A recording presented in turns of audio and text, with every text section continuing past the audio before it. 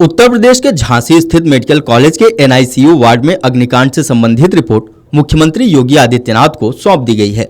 Media reports की माने तो झांसी के मंडलायुक्त और डीआईजी ने सीएम को रिपोर्ट सौंपी है। इस रिपोर्ट में आग लगने की वजह बताई गई है। मीडिया रिपोर्ट के अनुसार इस हत्याकांड की वजह इलेक्ट्रिकल एक्सीडेंट है। आपको बता दें कि झांसी के उच्चाधिकारियों को सीएम योगी को 12 घंटे के भीतर रिपोर्ट सौंपनी थी। रिपोर्ट के अनुसार पूछताछ और जानकारी के बाद आई रिपोर्ट में माना गया है कि ये कोई आपराधिक साजिश नहीं है। स्विच बोर्ड से उठी आग के कारण एनआईसीयू में आग लगी। एनआईसीयू में स्प्रिंकलर नहीं था। स्प्रिंकलर न होने की बड़ी वजह यह थी कि बहुत छोटे बच्चों के वार्ड में पानी वाली सुविधा को मेडिकली ठीक नहीं माना जाता, इसलिए अलार्म लगा था।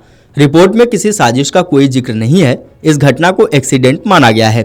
दूसरी ओर राज्य सरकार ने शनिवार को मृतकों के माता पिता को 5-5 लाख रुपए की वित्तीय सहायता देने की घोषणा की। उत्तर प्रदेश सरकार की ओर से शनिवार को जारी एक बयान में कहा गया कि राज्य के मुख्यमंत्री योगी आदित्यनाथ ने झांसी मेडिकल कॉलेज के एनआईसीयू में हुई इस घटना पर गहरा दुख व्यक्त किया है। उन्होंने घटना की त्रिस्तरीय जांच के आदेश दिए हैं। प्रधानमंत्री नरेंद्र मोदी ने भी बच्चों की मौतों पर शोक व्यक्त किया और प्रत्येक मृतक के परिजनों को 2-2 लाख रुपए की सहायता देने की घोषणा की। वहीं प्रयागराज के फूलपुर में शनिवार दोपहर एक चुनावी रैली को संबोधित करते हुए मुख्यमंत्री योगी आदित्यनाथ ने कहा कि झांसी मेडिकल कॉलेज के एनआईसीयू में शॉर्ट सर्किट के कारण आग लगी।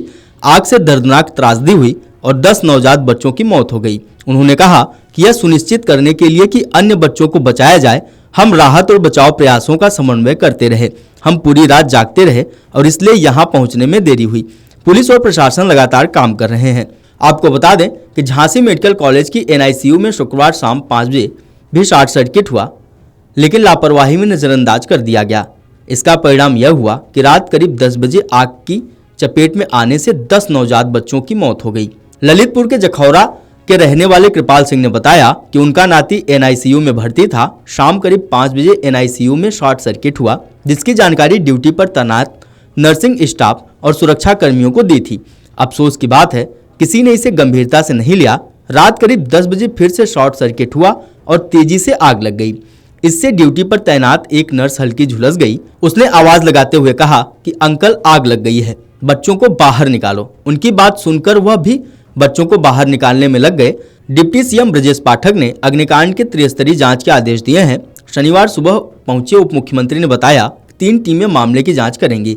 इन टीमों में शासन स्तर से स्वास्थ्य विभाग की टीम, पुलिस और फायर ब्रिगेड की टीम और तीसरी मजिस्ट्रेट जांच होगी। तीनों जांच का मुख्य बिंदु आग लगने की वजह का पता लगाना है। लापरवाही मिलने पर सख्त कार्रवाई की जाएगी। मंडलायुक्त विमल कुमार दुबे ने शनिवार को अग्निकांड की जांच शुरू कर दी है।